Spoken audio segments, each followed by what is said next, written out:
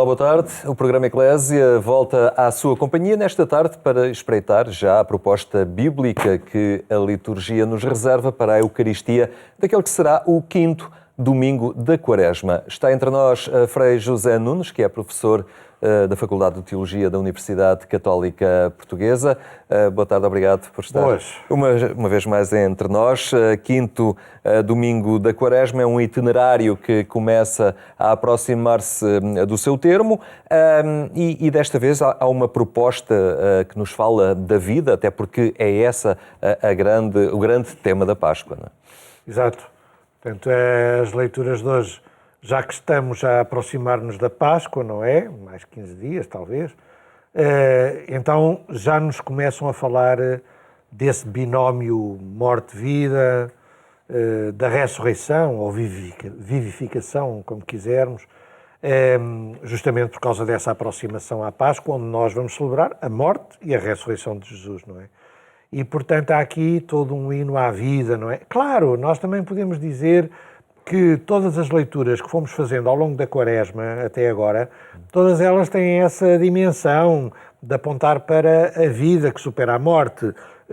Quem supera as tentações é superar as tentações que levam à morte e para a vida. A transfiguração de Jesus no segundo domingo da Quaresma é o anúncio, o pré-anúncio de uma vida futura, de uma vida eterna, de uma vida gloriosa, depois do sofrimento e da passagem da cruz. Portanto, todos os domingos da Quaresma vão caminhando para aí, para a afirmação da vitória da vida que celebramos na Páscoa sobre a morte, não é?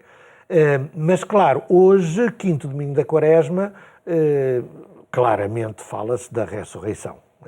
A primeira leitura fala disso, o Evangelho fala disso, e, portanto, através desse grande amigo de Jesus, Lázaro, irmão de Marta, de Maria, e que Jesus vai vivificar, a quem Jesus vai devolver a vida, não é? Uma narração que vamos escutar já de seguida através do Evangelho de João.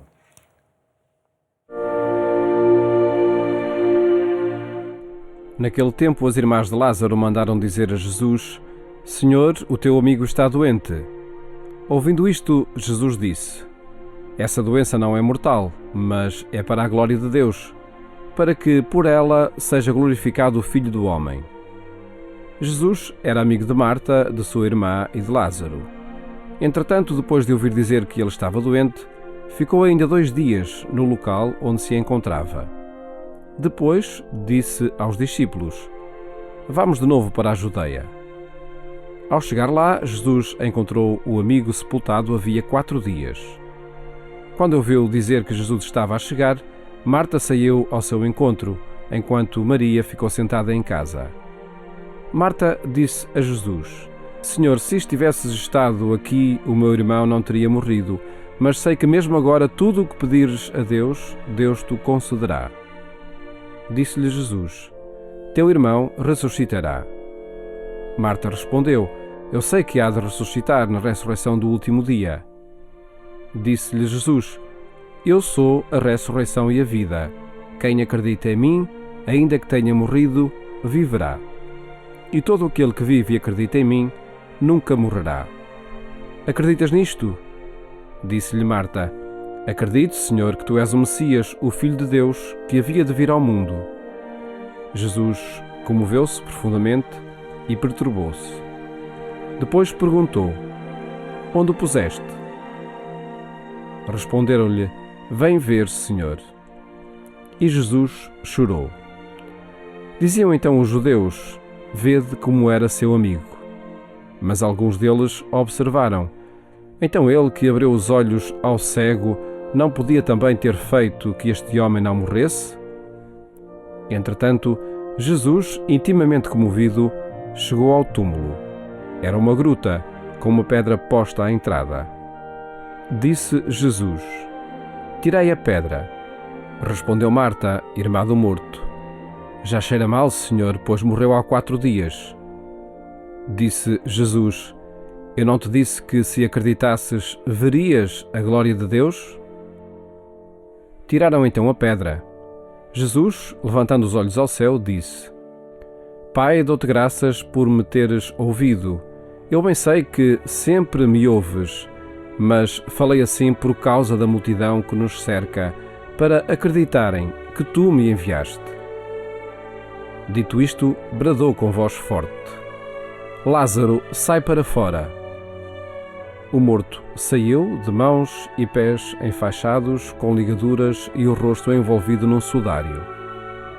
Disse-lhe Jesus: Desligai-o e deixai-o ir. Então, muitos judeus que tinham ido visitar Maria, ao verem o que Jesus fizera, acreditaram nele.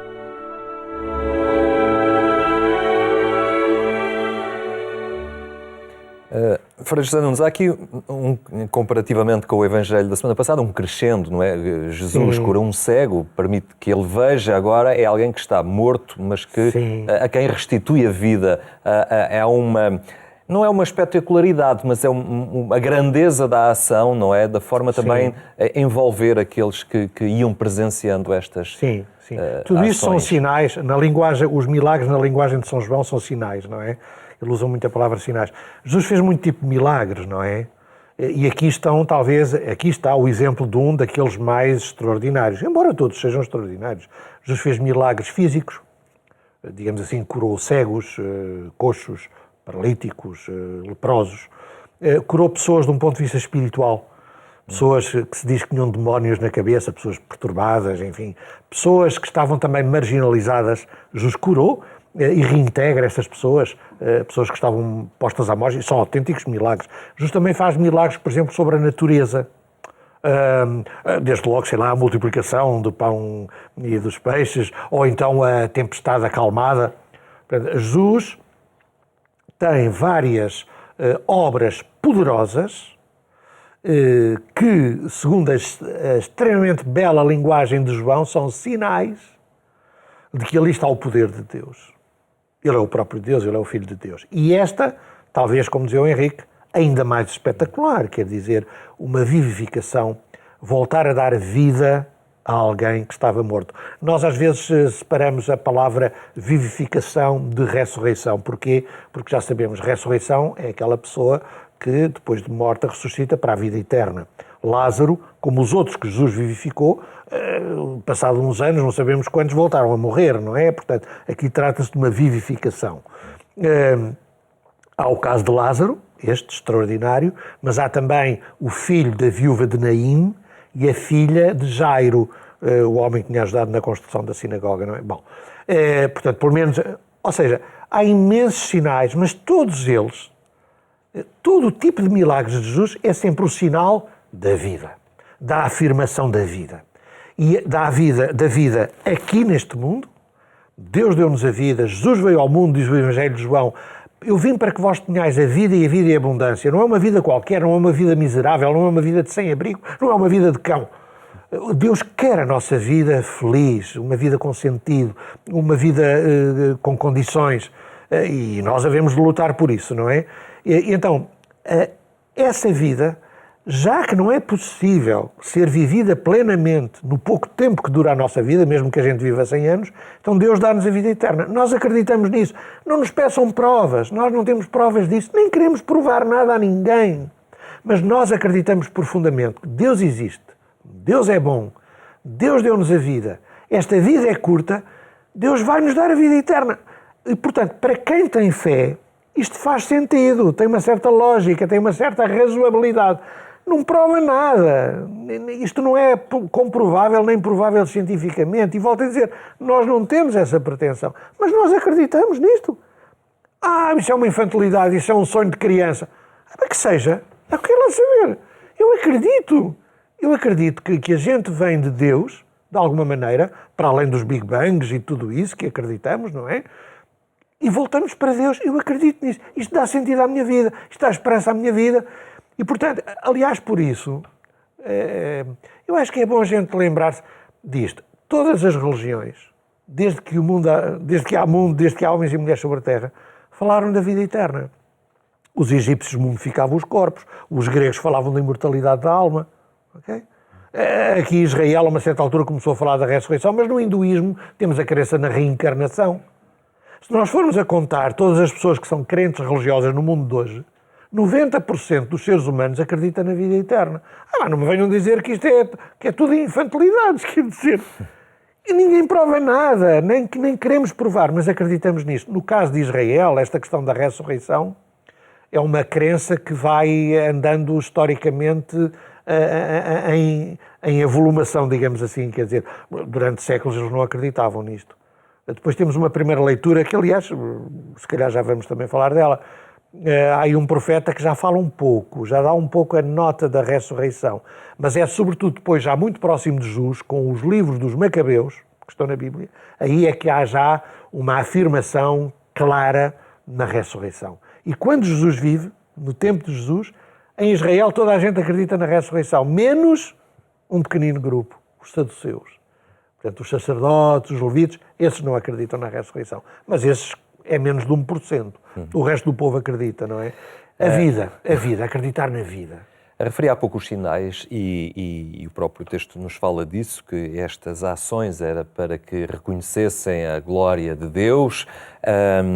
E nós hoje, a esta distância, podemos pensar em relação a estas pessoas desta época, enfim, eles tinham a vida facilitada, porque ver alguém a fazer coisas com esta espetacularidade era fácil acreditar. Onde é que nós percebemos hoje, no nosso cotidiano, a espetacularidade dos sinais de Deus?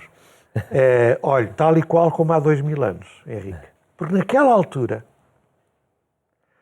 as pessoas, mesmo vendo as obras de Jesus, as que queriam acreditar, acreditavam. As que não queriam, não acreditavam. A um tal ponto, a bandidagem, entre aspas, era tanta, não é? A maldade, a perversidade era tanta, que aqueles que não queriam acreditar em Jesus chegaram um dia a dizer-lhe assim, está nos Evangelhos, que sinais é que tu nos dás para nós acreditarmos? Moisés, no deserto, mandou vir o pão do céu. Isso sim eram sinais. Agora tu... Quer dizer, já no tempo de Jesus, as pessoas empedernidas, as pessoas de coração empedernido, de coração de pedra, as pessoas que não querem, as pessoas perversas, a gente quando não quer acreditar, a gente quando não quer ver, quando não quer acreditar, a gente não vê. E, portanto, hoje é tal e qual como há 2000 anos. Hoje também há quem não queira ver que Deus está presente na vida. Há quem não queira ver que há coisas belas na vida. Há quem não queira ver que nós, seres humanos, e toda a vida é feita de organismos complexíssimos, não é? Quer dizer, é maravilhoso. Há quem não queira ver a presença de Deus aí. Há quem não queira ver a presença de Deus nos gestos solidários, nos voluntários que vão para lugares do mundo ajudar quem precisa de ser ajudado. Tudo isso são autênticos milagres e são sinais de que Deus está presente, de que há bondade no mundo, de que há vida no mundo, não é? Quando a gente vê as ciências a progredir, as ciências a descobrir vacinas, as ciências a descobrir maneiras de curar, tudo isso são sinais de que Deus existe, de que Deus opera, de que há vida, de que Deus quer a vida e que atua em nós para a vida, não é? Agora, quem não quer ver isso, não vê. Fecha os olhos, faz como a avestruz, põe a cabeça debaixo da areia e não vê, e diz que é tudo negativo e que... E nós, neste período de Quaresma, de alguma forma também temos que tentar ser como Lázaro, no sentido de quebrar esta porta que temos, este sepulcro em que estamos fechados, tantas vezes que nos deixa numa escuridão. Temos que ser permeáveis a este chamamento de Cristo que nos diz sai para fora. Não é? Pois, por acaso nunca tinha pensado nisso, mas é uma boa interpretação do texto. É muito espiritual e muito profundo, eu acho que sim. Eu sou chamado a aceitar que Jesus me diga assim, José Nunes, sai para fora. Anda, sai da tua morte, sai do teu túmulo, sai do teu sepulcro e vem viver. Havia uma canção qualquer, acho que era como é que era, pá, do Zé Cid, não? Que era, vem viver a vida, amor, ou não sei o que o tempo que passou. Bem, não sei, isto é tudo associações de ideias parvas. Mas a gente aceitar que Deus nos diga assim, vem viver a vida. Sai dos teus túmulos, sai daquilo que é morte na tua vida, vem desfrutar da vida, vem ser solidário, vem ser amigo, vem viver a fraternidade. Pois, volta para a vida, deixa a morte. Sim, claro, este texto depois tem coisas tão lindas, não é? Este aspecto também tão humano de Deus. O Deus dos cristãos é um Deus humano, é um Deus que se alegra. Jesus, por exemplo, nos Evangelhos nunca apareceu a rir, mas está sempre cheio de alegria, conta histórias de alegria. Um dia diz que se pôs a rezar porque estremeceu de alegria com a força do Espírito Santo. Diz o capítulo 10 de São Lucas, versículo 21. Jesus, cheio do Espírito Santo, estremeceu de alegria e pôs-se a rezar a Deus. Não é? Portanto, Jesus era um homem de alegria. O cristianismo não é uma religião de tristeza, ao contrário do que o acusam muitas vezes. Mas é verdade que nunca aparece Jesus a rir-se propriamente. Eu acredito que ele se tenha rido muitas vezes, até a contar aquelas histórias lindíssimas que contava. Mas a chorar, sim. Chorou pelo menos 2 vezes aqui, na morte de Lázaro, e quando já se despedia da vida e de Jerusalém, chorou sobre a cidade de Jerusalém, não é? Num lugar onde foi construída uma capela, segundo a tradição, Dominus Flevit, o Senhor chorou. No Monte das Oliveiras, quem desce do Monte das Oliveiras e contempla Jerusalém, diz que foi ali que Jesus chorou. E tudo isto é para nos dizer também que o Deus de Jesus, o Deus dos cristãos, o nosso Deus, o meu Deus, o seu Deus, é um Deus de sentimentos, é um Deus humano, é um Deus que sofre com quem sofre, é um Deus que se alegra com quem se alegra, é um Deus que é solidário connosco, é um Deus que é um connosco, é um Deus que nos dá as mãos. O cristianismo, nesse aspecto, isto não é fazer propaganda, quer dizer, isto é falar do que nos enche a alma. O cristianismo é uma religião maravilhosa, maravilhosa. Por isso, estou a fugir agora um bocadinho, mas é a vida, portanto não estou a fugir. Há um filósofo, um pensador contemporâneo, Marcel Gauchet, que escreveu já várias coisas e disse: o cristianismo é a religião de saída da religião. O cristianismo é a religião de saída da religião. O que é que ele quer dizer com isto?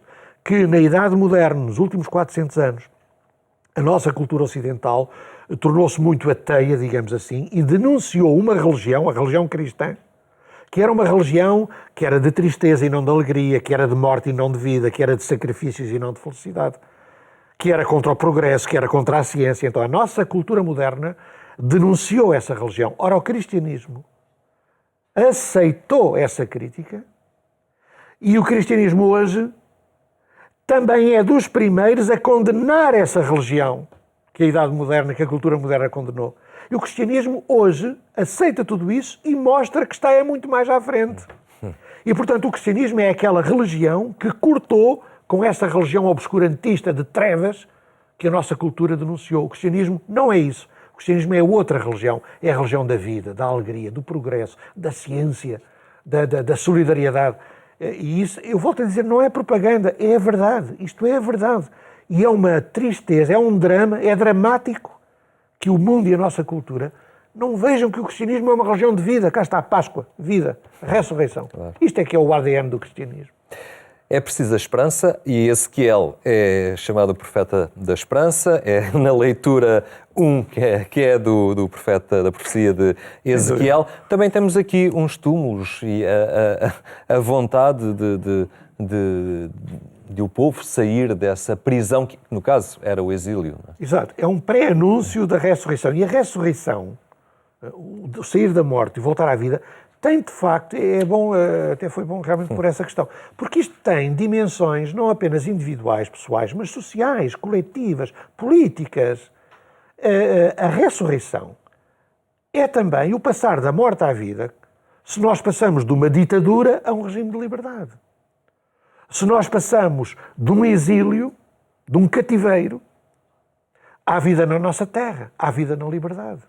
Se nós passamos, como procuram os migrantes hoje, sejam da Síria, que passam pela Turquia e querem chegar à Grécia, sejam das Honduras, que querem passar pelo México para chegar aos Estados Unidos, a saída de uma situação de miséria, de morte, ou de morte anunciada, à busca de uma nova vida, isso é ressurreição.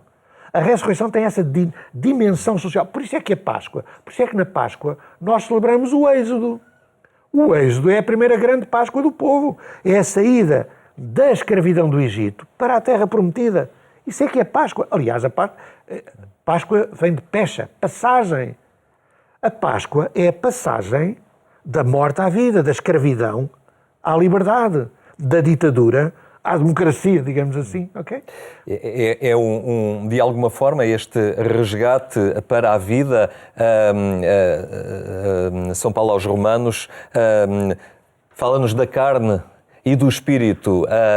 Talvez seja difícil esta passagem por estarmos demasiado agarrados àquilo, à contingência da carne, não é? Que é aqui criticada por São Paulo. Pois, certo, mas lá está, o Espírito de Deus que está em nós é justamente para nos fazer passar os limites da carne, os limites das trevas, os limites da morte. O Espírito que está em nós é para nos dar vida. É o Espírito Santo. E o Espírito Santo em nós é para nos dar a vida, para superarmos tudo o que é morte, tudo o que é desgraça, tudo o que é trevas, tudo o que é pecado. Quando a gente pensa nos dons e frutos do Espírito Santo, o Espírito Santo é Deus. É Deus dentro de nós, cá dentro. Assim como o sangue nos circula nas veias, também Deus anda cá dentro de nós, o Espírito Santo. E quando a gente pensa nos seus dons e frutos, o Espírito Santo em nós é amor, alegria, paz, bondade, mansidão, fortaleza, piedade, ciência, entendimento, conselho. Frutos são 9, dons são 7. Isto é segundo o catecismo, porque é aos milhares. Deus em nós é tudo, é vida, é vida. Portanto, quando São Paulo fala, e São Paulo realmente é quem capta isso melhor, que Deus, o próprio Deus e a força de Deus, o seu Espírito, estão dentro de nós para nos dar vida, para nos fazer felizes.